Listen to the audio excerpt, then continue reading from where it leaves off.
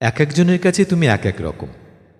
কারো কাছে বোকা, কারোর কাছে ন্যাকা, কারোর কাছে রাগী, কারোর কাছে হাসি খুশি, তো আবার কারোর কাছে খুব ফালতু। কিন্তু তুমি আসলে কেমন? অ্যাকচুয়ালি তুমি অন্য কারোর চিন্তার মতোই নও। তুমি তোমার মতো এক অদ্বিতীয়। তোমার নিজের চিন্তায় তুমি ঠিক যেভাবে আসো, তুমি এক্স্যাক্টলি সেটাই। কখনোই পৃথিবীর সবাইকে সুখী করতে পারবে না। যাদের কাজে লাগবে, যাদের মন জুগিয়ে স্বার্থ রক্ষা করে চলতে পারবে, তাদের কাছে ভালো। আর নয়তো উল্টে তোমাকেই স্বার্থপরের ট্যাগ লাগিয়ে দেবে। তাই সবাইকে সুখী করতে যেও না, একটু স্বার্থপর হও।